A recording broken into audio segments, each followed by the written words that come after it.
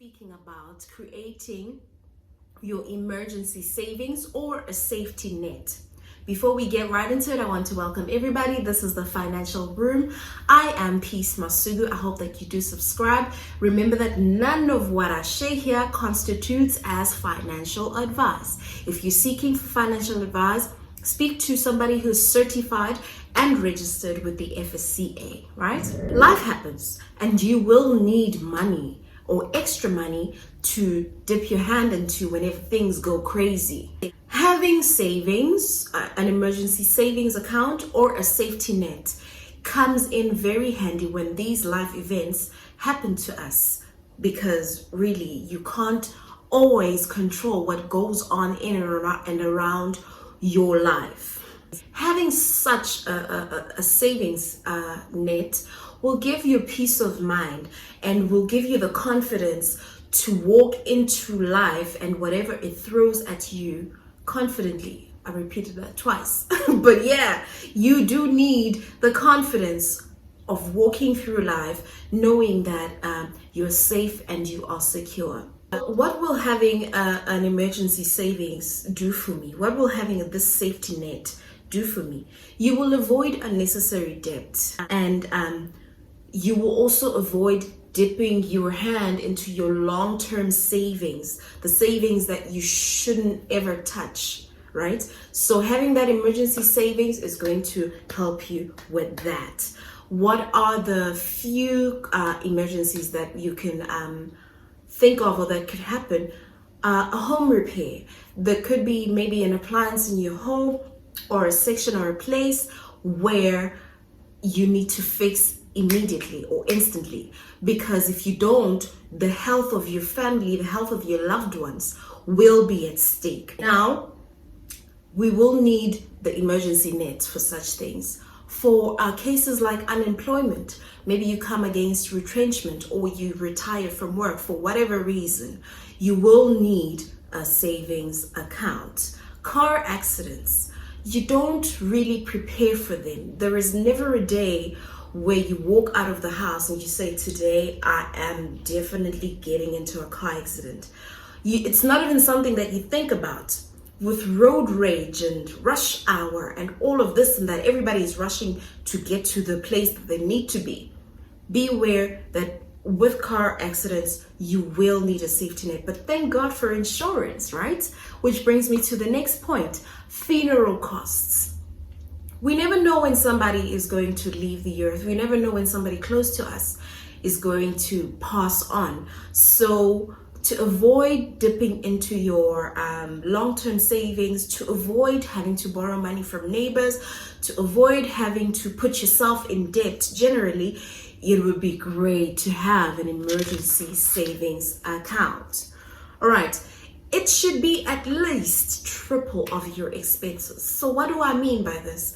Let's say typical college girl, or you just graduated, you just landed your first job, and your expenses in total amount to 5,000 Rand.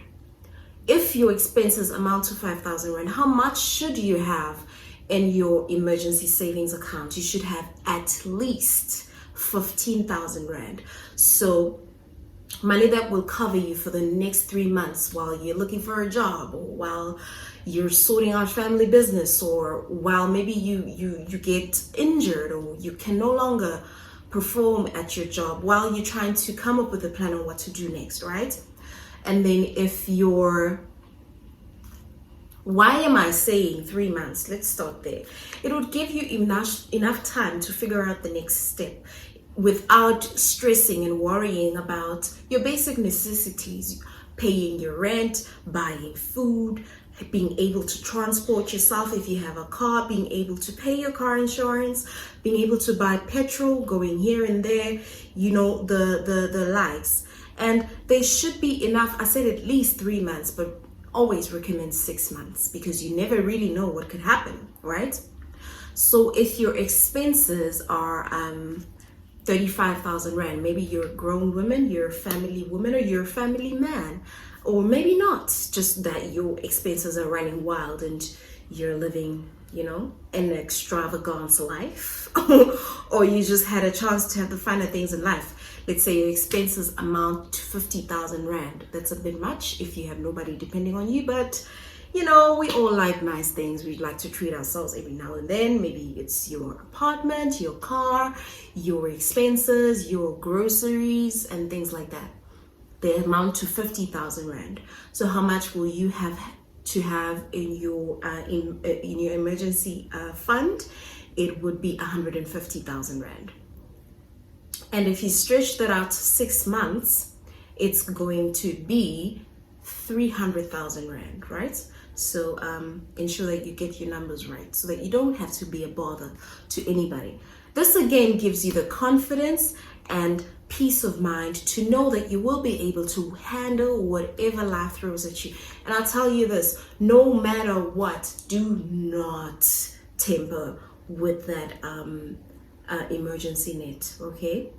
All right, now, it is very hard if you are literally living from hand to mouth.